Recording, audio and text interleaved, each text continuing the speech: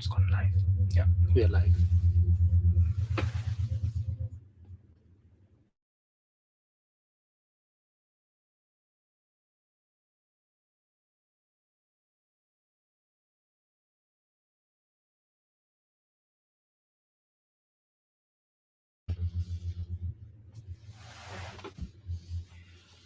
A lovely good evening and welcome to the big hour on KBN TV, the finest television. I'm your host, Tapelo Joe Smarter is my name. Tonight, we host a prominent lawyer and a man who strikes me as fascinating, and he is fascinated about law, politics, and theology. And I'm talking about Dr. Elias Munshya. Good to see you, Doctor, and welcome to Zambia and welcome to KBN. Thank you. Thank you very much, Tapelo. Much appreciated. I look forward to today's program. Okay, awesome. Now, Doc, let's get into it. First of all, you made a statement that turned the whole social media community talking when the New Dawn government was ushered into office. You said, uh, aba aba wina my elections no kuteka ewa kuteka. For those who do not understand Bemba or are learning Bemba, what did you really mean with this particular sentence? About in my elections, ever take a chalo. What I meant there was we were getting a lot of confusing messages, particularly from the former ruling party. That was by all means did not accept defeat. They were not gracious in defeat. And so they kept sending all these very offensive messages to our people. And so we wanted to make it very clear to all Zambians that we did have an election and we did have a winner of that election. And so the political party that wins an election, it is the one that has been granted the mandate to govern the nation. But we also wanted to encourage the UPND as a party to realize that you are the ones in power, govern this nation. Okay. Now, let's talk about your coming on social media and you coming up with Wakwetu TV. We saw you coming strongly, being a strong critic of the former ruling party when they started pushing the enactment of Bill number 10. What made you be a strong critic of the former ruling party? First of all, my advocacy did not start with Bill 10. It started many, many years ago, as a matter of fact, and around 2009, 2010, 2011, and then on to several other incidents that happened in our country, including when the current president, President Hakainde Hichilema, was unfairly and, in my opinion, illegally detained for 127 days without trial. Um, uh, he was accused of committing treason, and so we were part of those that were advocating for the rule of law and saying there was no treason for that kind of an offense. And so feeding into that was this issue of Bill 10. And I felt like our country needed us. Not that we needed the country, but that our country needed us. We owed our country a response. We owed our country this duty to come and help it, assist it, at a time when it was being assaulted by forces that wanted to destroy it. And unfortunately, the Patriotic Front, as a political party, it was such an organization that was hell bent on destroying the very democratic fabric of our country. And so I responded together with many other compatriots of our country in order to stop, educate our people, and to stop the enactment of Bill number 10. Okay. Now, moving forward, yes, you are a critic of the former ruling party, but you had friends, you had family members in the ruling Patriotic Front, and you were in Canada, they were here in Zambia. Were you not afraid that something might happen to your loved ones? A fear shall always be there, but there comes a time at which we've got to do what we have to do for our country, in spite of the fears that we have. There are so many people throughout the history of this country who sacrificed themselves sacrificed their families for the good of this nation. And Zambia is better today as a result of the sacrifice of those people who put in their best, freedom fighters, Kapasa Makasa, Kenneth Kaunda, Simon Mwanza Kapwepwe, Harry Mwanga Nkumbula, and so many other compatriots, Chisembele, so many compatriots who put the nation first, did a bit of what they could to liberate this country, and they remain our inspiration, and they shall forever remain our inspiration. And so the little that was demanded of us by our country during the Buten debate, during the struggle for the 2021 liberty that we're experiencing today, was very small. And I really thank my own family. Some of them suffered. Some were moved from some departments that they were serving in government. Others were fired by the previous regime. Others were demoted. But that is a little sacrifice that they may have experienced. And our nation today is better for it. Okay. Now, talking about people being demoted and people being moved from this department to that department, today you have challenged Ambassador Mwamba to give a list of people that he feels were unjustly treated during the Patriotic Front. And this particular post came about after the March talk regarding an appointment that was made in the ZNS. Just tell us a little bit about that.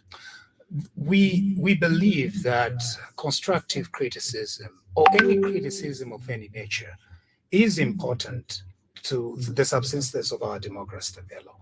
We need people that are going to rise up to be critical of this government. And we ourselves, including TV Bagwetu and several other agencies that have been used over the years to bring sanity to our politics, have prided themselves on criticism. And so that is very important. But what we are not going to agree with is this idea that in criticizing this current government, somebody is going to tell us that the previous government did something better than the current government. We are not going to agree to that. We are going to challenge it.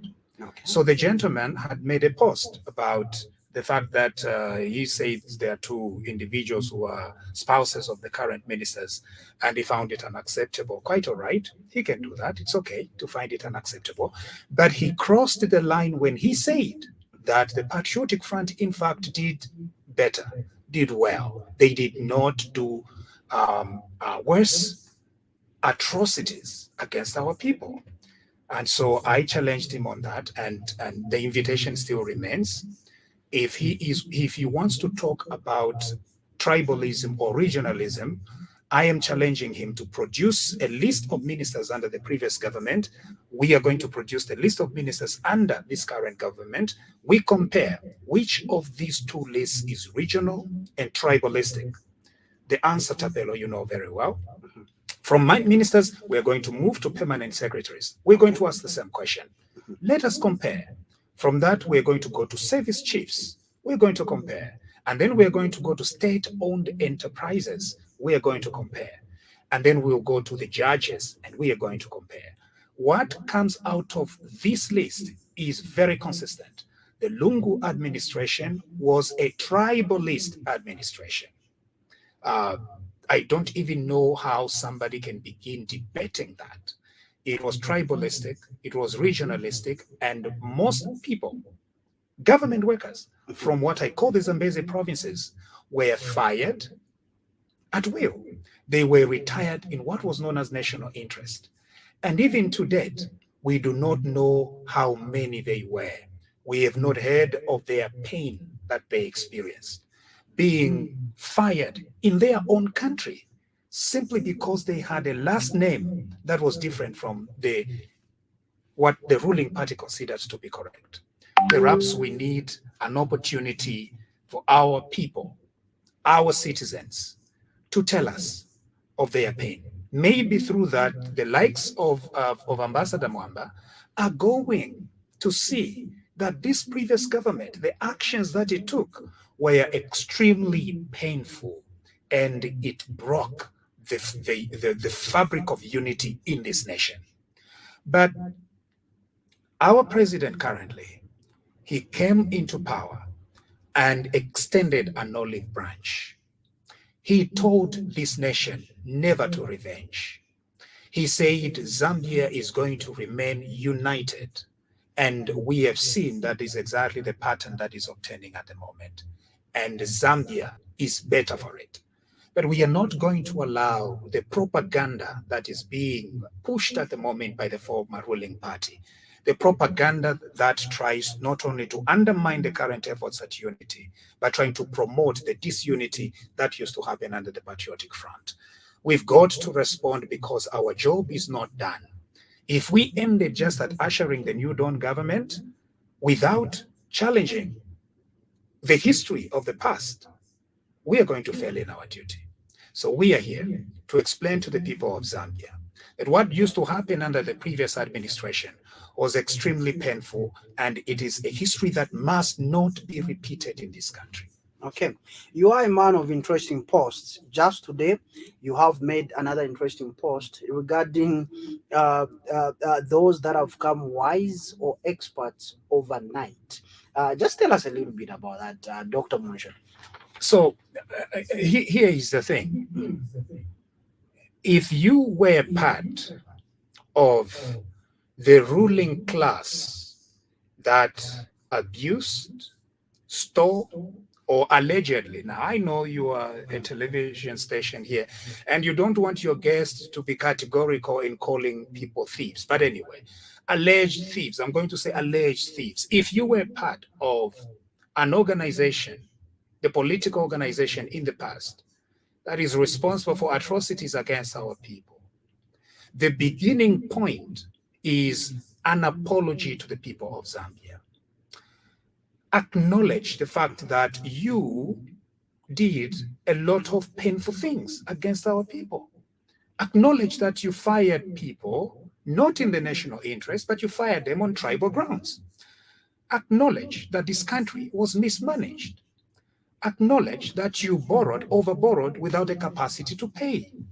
Acknowledge that you came up with contracts and you were signing contracts as if you were giving away sweets. Acknowledge that you decided to arm the police with live ammunition that they were using against peaceful protesters in our country, resulting in the deaths of at least 2 gentlemen very close to Christmas in 2020. When you acknowledge the kind of pain that your political organization inflicted on our people, the people of Zambia are willing to listen to your criticism of the current regime. Without you coming to say sorry, without you acknowledging the pain that your political organization took the Zambians through, we are not going to listen. And so we are telling you, take that wisdom and tell the leader of that political organization that is responsible for the kind of atrocities that this country faced. Go and tell that leader. And that's why we say it, Kamwebe. Okay. Now, let's move on to the issue of free education. I know you are an ardent believer in education. Right. Let's compare then and now. How do you look at the education system now? It might be too early, but there have been pronouncements that have been made, and we have seen grants being given to schools, and the pronouncement of free education in itself. How do you compare the two before and now? So we were part of the first students, schoolboys and schoolgirls that paid school fees. Okay. I know some people think that I'm from the Kaunda era, but not really. I'm from the Chiluba era. So we were the first students that had to pay school fees. And in my grade 9, I almost missed my grade 9 exams, which I did very well, as a matter of fact. I almost missed my grade 9 exams because I couldn't pay my school fees. I still have very bitter memories of that. I had to panic and pay towards the end, if not on the last day that we were supposed to pay. And that was painful. Okay. So when President Hakainde Hichilema and the New Dawn administration make a very clear declaration that there will be no school fees, no examination school fees, I agree with that policy. And I'm proud of that policy. And it is the right policy. And we need to encourage this nation, every citizen of this country, to be proud of that policy. This is a policy well done, and Zambia is going to be better for it. Okay. Now, moving on, let's zero in on the education sector, Dr. Munshya. Seeing that you are a fan of Chawama Clinic in Chuempala on the Copper Belt, let me find out from you. The Zambian people are subjected to expired drugs, defective condoms, and these things happened. Of course, we need to move on, but what healthcare system would you imagine for Zambia in the new dawn? First of all, there is always going to be this pull. We have had a gentleman on TV, Vakwetu, who's been very consistent, a very consistent voice. His name is Jerome Kanika, a very consistent voice regarding health in our country. He's been an advocate. As a matter of fact, he is one of the earliest people in this country to tell us that the Patriotic Front government had supplied rotten Panados and rotten medicines to our people. He was one of those first ones. And so there's always going to be this fight for better services.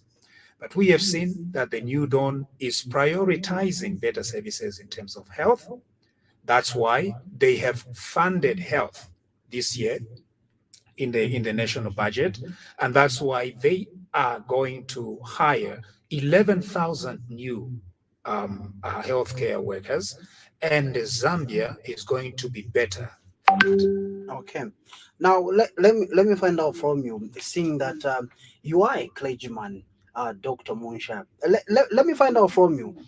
Previously, people cried out to the church to add a voice to whatever was taking place in this country. When, let's say, in 2020, when 2 lives were lost, the church was quiet, and some, of course, tried to speak here and there, but there is that argument that the church was quiet and it was divided from some sections of society. That's the belief. How do you look at the church then and now, Dr. Munshya? So, in fact, very interesting, Tapelo, that you could ask me that question. My PhD actually is on church-state relations in Zambia. Okay. So I did almost a historical survey of church-state relations in Zambia from an evangelical perspective. And I'm a Pentecostal, so my main criticism of church-state relations, particularly during the Lungu administration, was that the Lungu administration was indeed a Pentecostal administration. We had the greatest influence over government. Even the Minister of Religious Affairs was a Pentecostal preacher. We were featuring very prominently in national events. So, and that government had the ear of Pentecostals. Okay. And so I challenged Pentecostal clergy to be able to communicate justice, fairness, the rule of law to that government. And so I believed that they could do better, but unfortunately, they did not do as much as we hoped they would, particularly over Bill 10. Because what had happened was, in Bill 10, it was almost as if the Lungu administration threw some bones at Pentecostals and told them, as long as we have this Christian nation thing in Bill 10, let us destroy the country. And some of our Pentecostal clergy, they fell for that. And I found it completely unacceptable. So I did try to help our people, our Pentecostal clergy, to remind them that their duty was not to a leader who just tries to throw the Christian thing in the Constitution and yet goes and proposes to destroy the fabric of our democracy. And I am very, very happy that Bill 10 fell. And unfortunately, I think the Pentecostal clergy who participated in promoting Bill 10 unfortunately, have had their credibility questioned in this country. Something that was completely unwarranted. They should have listened. They should have asked for more accountability.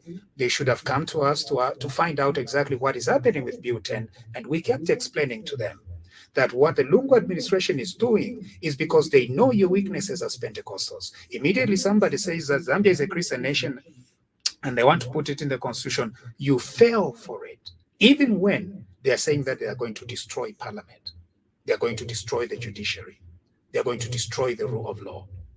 In other words, we as Pentecostals, we need to move beyond just this idea of evangelicalism to the idea of actually advocating for the rule of law, for principles, for good governance, for things and ideals that are going to help our people. Zambia is not a church. Zambia is a republic made by God.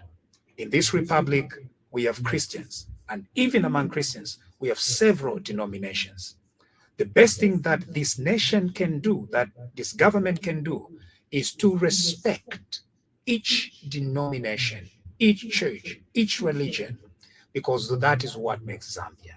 If we had allowed, for example, that Buten passes, it was going to betray a lot of democratic principles upon which Zambia itself subsists. Because Zambia is not a church, it is a republic. It is God who made it. It is not me, it is not Bishop so and so. Zambia was made by God. And if it was made by God, it is God who put some Christians, some non-Christians, some believers, some non-believers, some Christians, some Muslims, and he brought us together from different backgrounds. Luba Lunda Kingdom people, people that were running away from Shaka, the Zulu, the Makololo peoples who came into Barotseland now and fought with the Luba Lunda immigrants there, and they created a huge nation in Barotseland. All of us together, we have come together, including the people that had lived here for many years, the Tongas, the Lenges, the Solis, and we together have formed a nation. We must emphasize the unity of this country and frown upon any activity that is going to fragment it. That's what it means when we say one Zambia, one nation. Okay. Now, taking you back a little bit, do you feel the country was divided on political tribal lines? Is that even a question, Tapelo?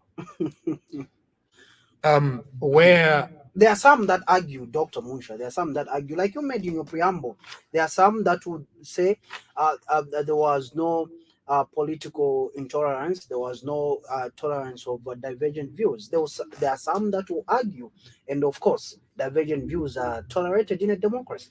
Exactly. Divergent views are tolerated in a democracy. I agree with you. And that is what is going to make Zambia great. But retiring people from the Zambezi provinces is not a divergent view. That's not a view. Okay. Retiring people on the basis of their tribe, that is not a divergent view. That is evil. That is un-Zambian. And we challenge it. We shouldn't tolerate it and say that a person who wakes up one morning, fires a medical doctor fired in what you call national interest, just because they have a wrong surname, that is not a view. Okay. That is not a view.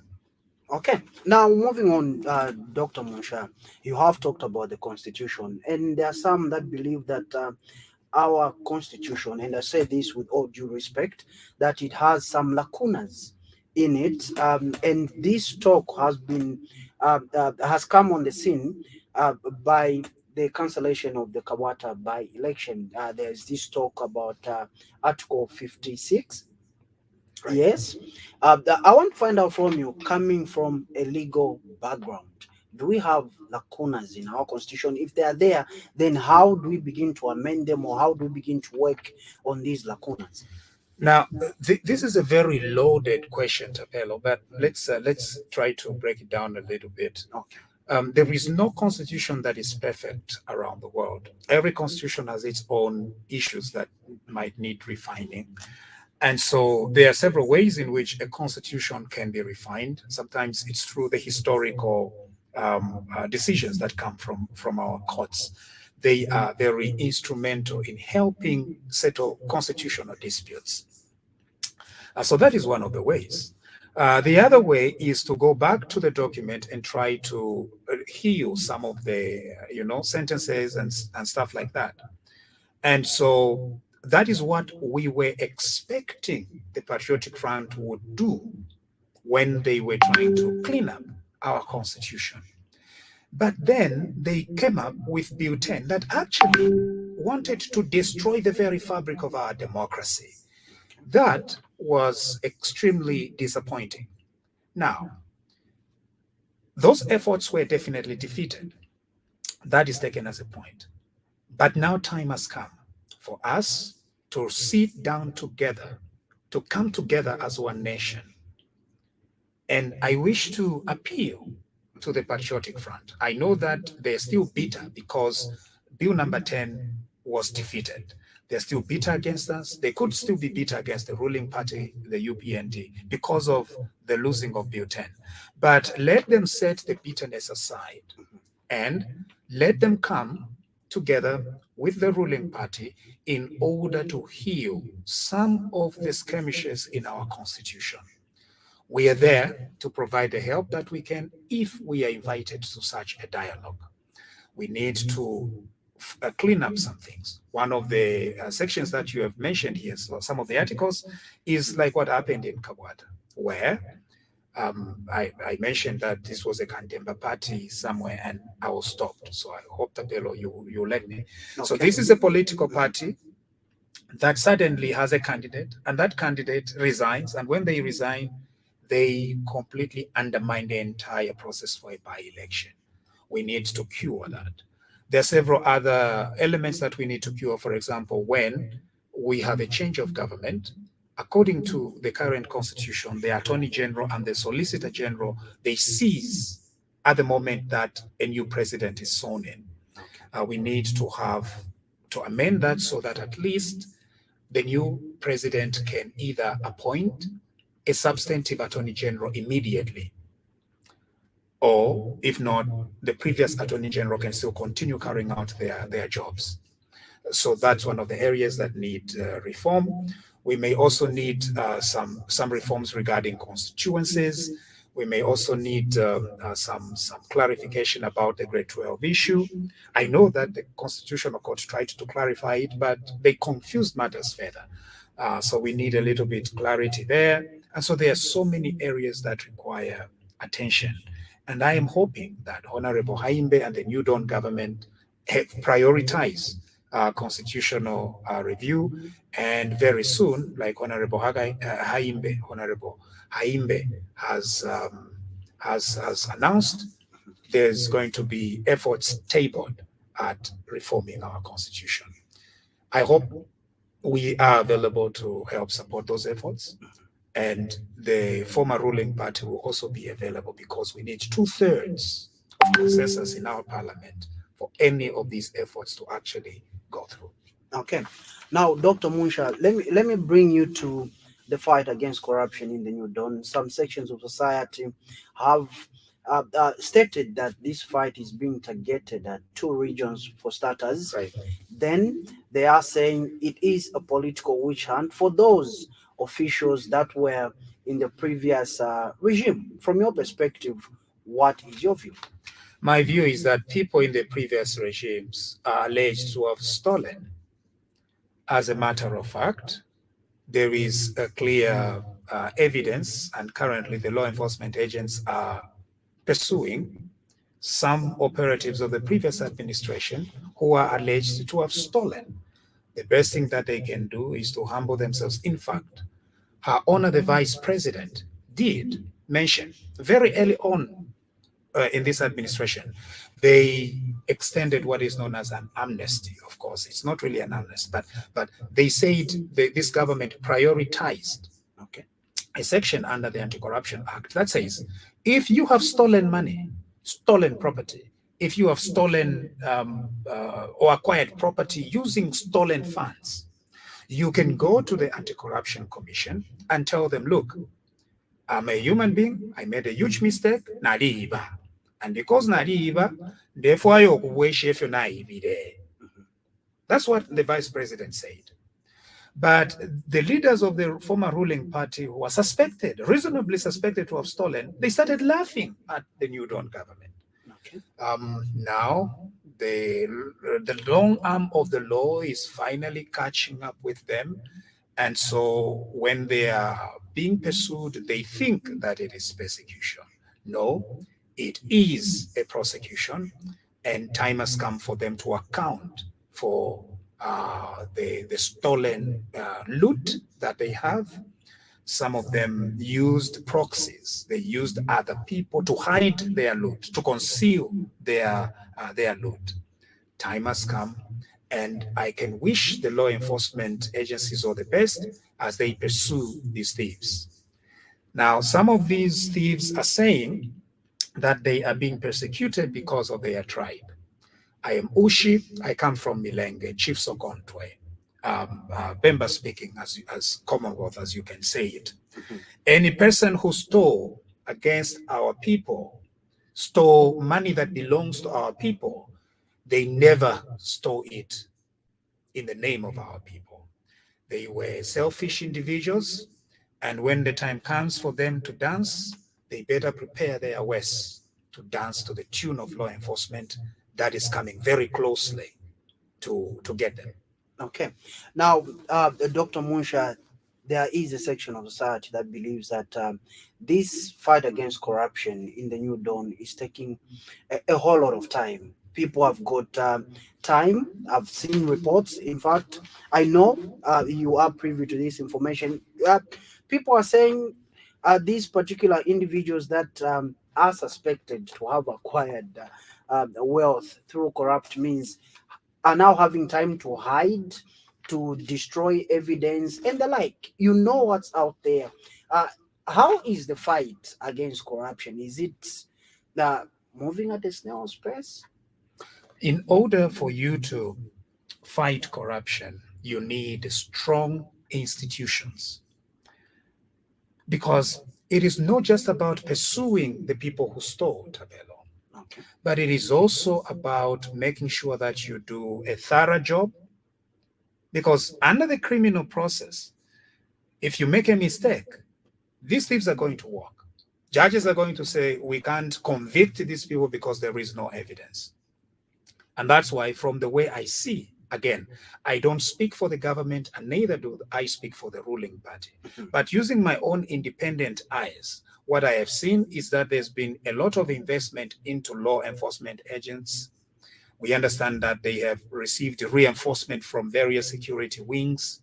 There's been a lot of training that has gone in, a lot of new resources, including computers. So with all these resources that came from the 2022 budget, I think law enforcement now is very much better equipped to deal with this. And they are on top of it. They will recover the money. They will hold these thieves to account. And the only thing that we can do here is to pray for law enforcement, because we are a Christian nation. So we need to pray for our police, SEC, and DEC so that they do a good job. One good gentleman, stood up right on national television and said that alaya mukupando bwanga. When you hear those things, it means then that our law enforcement are facing a lot of danger, even if maybe but the very fear might be problematic to the fight against corruption. And so we are seeing good progress. We may think that it is slow, but we need a methodical approach, and these thieves are going to be caught in no time. Okay. Now, Dr. Munshya, you were in Canada, and when you started your advocacy, most people would have said, I'm in Canada, I don't care whatever happens in Zambia, in Africa. Let me just keep to myself. But let me find out, and for the sake of my viewers out there, Right. what led you to advocate and to speak for the many Zambians? Because I believe you are one of those voices that spoke so strongly about the injustices that were happening in Zambia. So I spoke out because of history.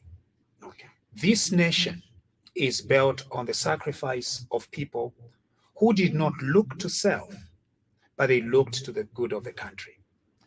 It would have been a betrayal of freedom fighters if we remained quiet about the injustices that were happening. It would have been a betrayal to the ideals, in fact, that were practiced, be it by Anderson Kambela Mazoka, the UPND leader, or indeed the current leader of the UPND, President Hakainde Hichilema, who left the comfort of his millions in order to join the political race to fight for a better Zambia. And so when we look at all these sacrifices, okay, again, I've already mentioned the sacrifices of the freedom fighters in the 50s and 60s and 70s. I couldn't just continue with the comfort of the life in Canada.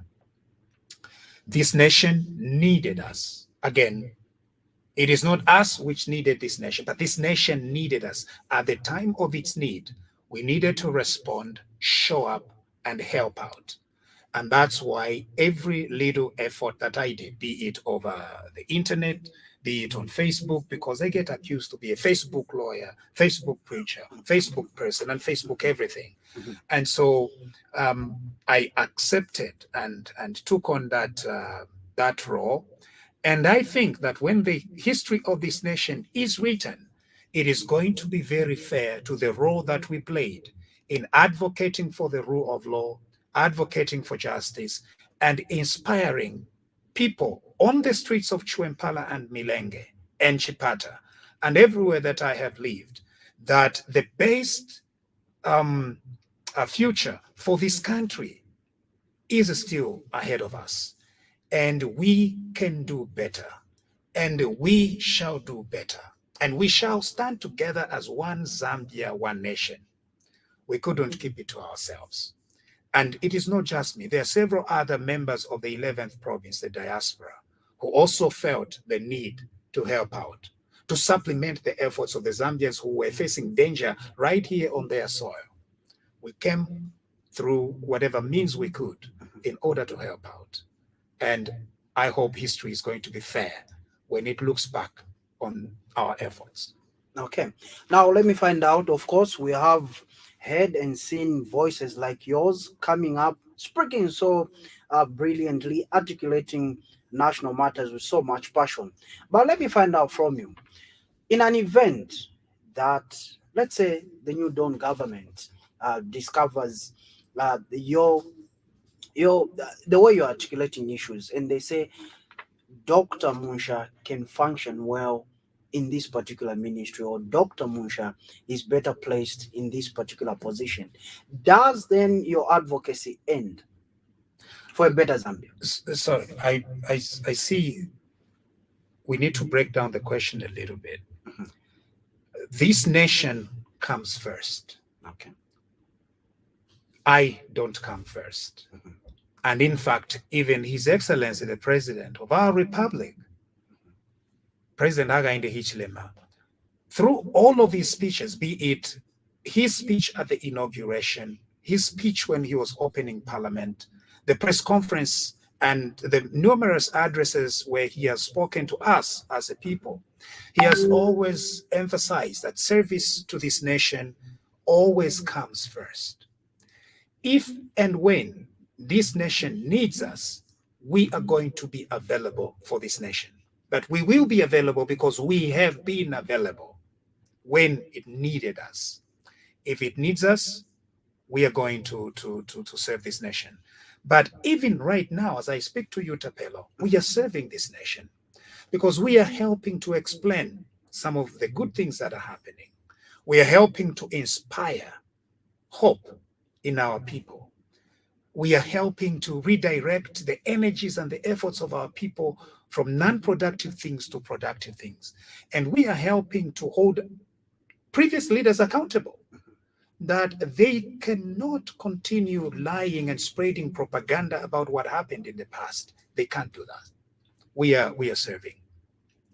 As far as advocacy is concerned, it is true that the former opposition party is now the ruling party. And as the ruling party, roles may have changed.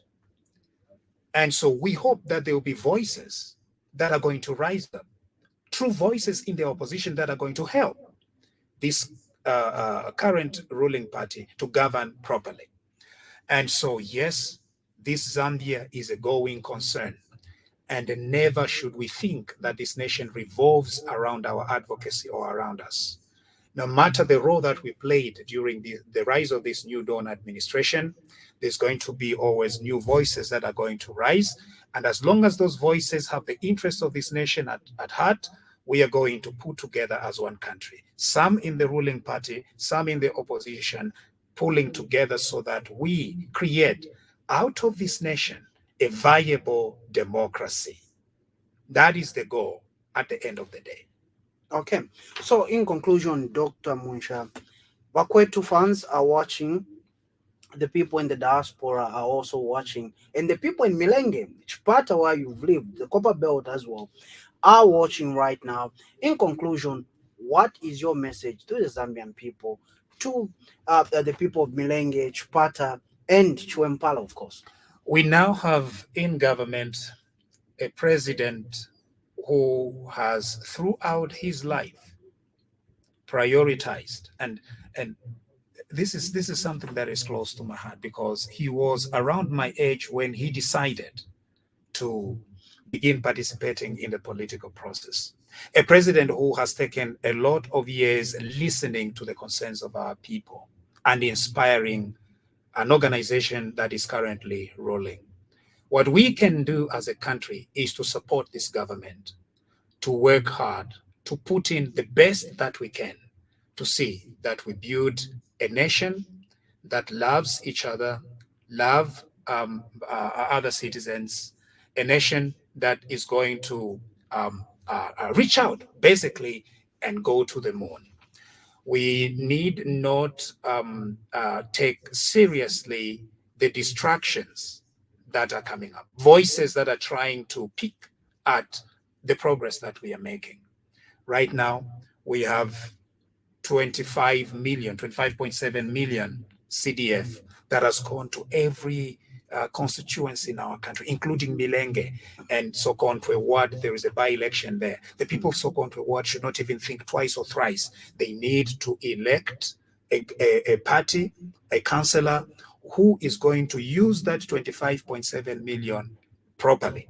Not a councillor who has been socialized under the Patriotic Front, because under the Patriotic Front, everything would go. It was like open season for theft and corruption.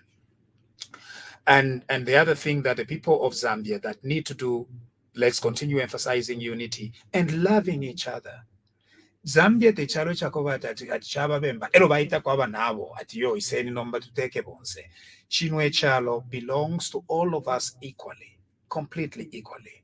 We watched against the Lungu administration's tribalism, and let us continue remaining steadfast in emphasizing the unity of this republic, and we will be just fine.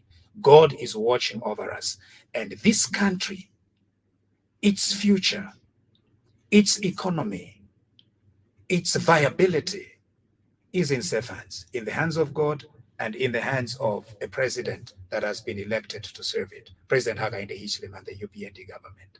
Okay, on that note, Dr. Munshya, I would like to thank you for making your way to the big hour tonight. Thank you very much. It's been a pleasure, Tapelo, and I hope to see you again. Definitely. I've enjoyed myself here today. Thank and you. I believe so have been our, so has the TV Bakwetu family. Okay, awesome. And I forgot to mention to our viewers out there that we are also live on TV Bakwetu tonight. My guest was Dr. Elias Munshya, a lawyer, and also somebody who's fascinated with politics and theology, making an appearance on the big hour tonight. Thank you.